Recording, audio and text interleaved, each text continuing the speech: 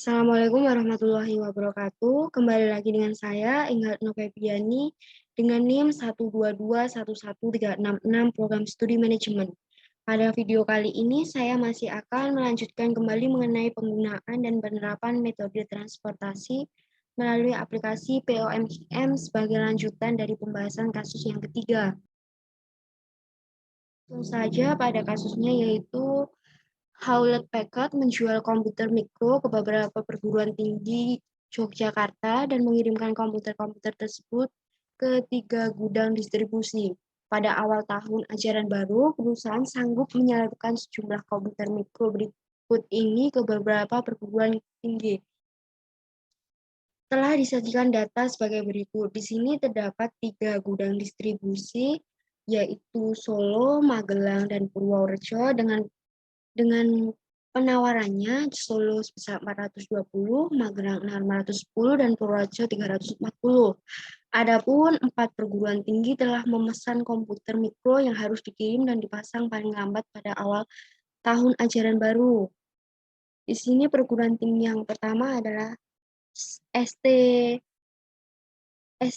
Amikom dengan permintaan sebesar 520, kemudian UII sebesar 250, UPN Veteran sebesar 400, dan STIE GKPN sebesar 380.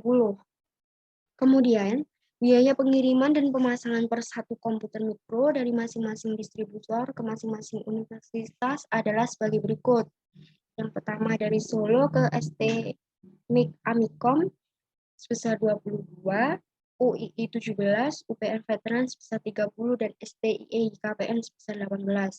Kemudian yang kedua Magelang ke ST Amikon sebesar 15, UII 35, UPN Veteran 20, dan STIE KPN sebesar 25. Terakhir Purworejo ke ST Amikon sebesar 28, UI 21, UPN Veteran 16, STIE KPN sebesar 14. Tentukan alokasi yang memberikan biaya transportasi yang paling minimum. Langsung saja pada langkah-langkah untuk penyelesaiannya seperti sebelumnya. Kita pertama mengklik modul, kemudian pilih transportation, di file kita pilih new, maka akan muncul tampilan seperti ini, kemudian lengkapi sesuai dengan data yang akan dianalisis, seperti yang di soal kasus 3 tadi. Yang pertama adalah titel sendiri tadi perusahaan yang bernama Hewlett Packard.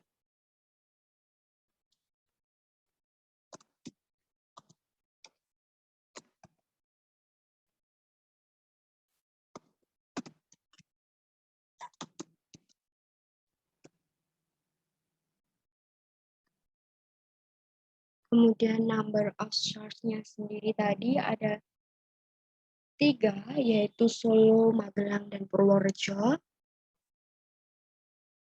Kemudian number of destination-nya atau destinasi tujuannya ada 4, yaitu ST Amikom, UII, UPN Veteran, dan STIE GKPN.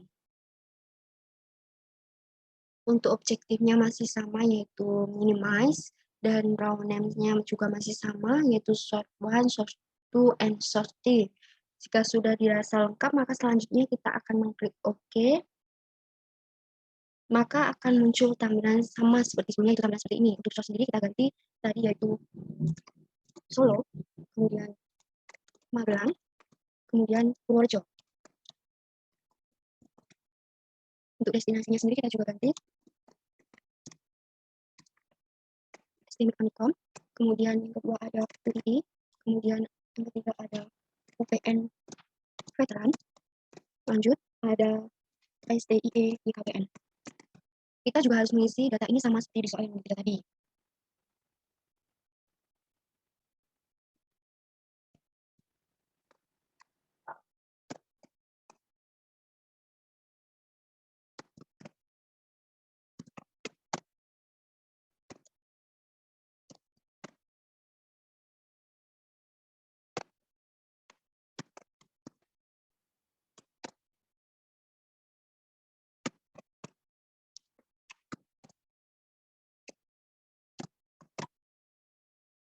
Suplai penawaran. Jika dirasa sudah lengkap dan sudah diteliti, maka langkah selanjutnya adalah kita memilih starting method, yang mana kita masih memilih metode yang sama, yaitu Vogel Approximation Method. Kemudian dari situ kita langkah terakhirnya adalah melakukan analisis dengan menekan menu solve. Di sini akan muncul 6 jendela Windows sebagai berikut. Yang pertama adalah Transportation Result atau menunjukkan solusi yang optimal untuk biaya transportasi. Diketahui solusi permasalahan sebagai berikut. Solo harus mengirimkan ke UII sebanyak 250 dan Solo juga harus mengirimkan ke STE YKPN sebanyak 170. Magelang harus mengirimkan ke ST Amikom sebesar 520 dan ke UPN Veteran sebanyak 90. Kemudian Purworejo juga seterusnya. Kemudian untuk pengalokasian tersebut, maka akan diperoleh biaya transportasi yang optimal atau biaya yang paling rendah, yaitu sebesar 21.930. Lanjut yang kedua ada marginal cost yang merupakan tambahan biaya yang terjadi apabila kita mengalokasikan tidak sesuai dengan tabel solution.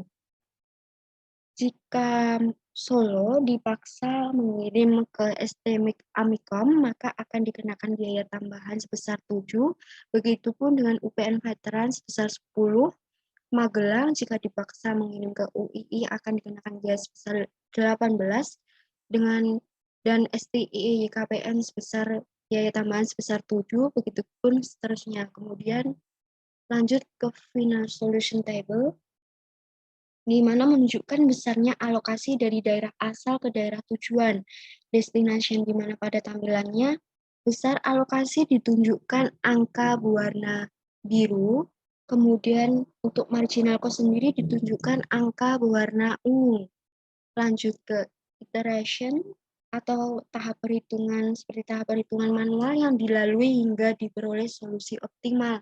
Di mana di sini bisa kita lihat dalam data ini iteration terdapat iteration 1 dan iteration 2. Kemudian lanjut ke shipment with cost, yang mana menunjukkan besar alokasi dan biaya yang diperlukan untuk pengalokasian tersebut. Yaitu contohnya jika Solo mengirim ke UII, maka akan mengeluarkan biaya sebesar 4.250 dengan kapasitas maksimalnya yaitu 250.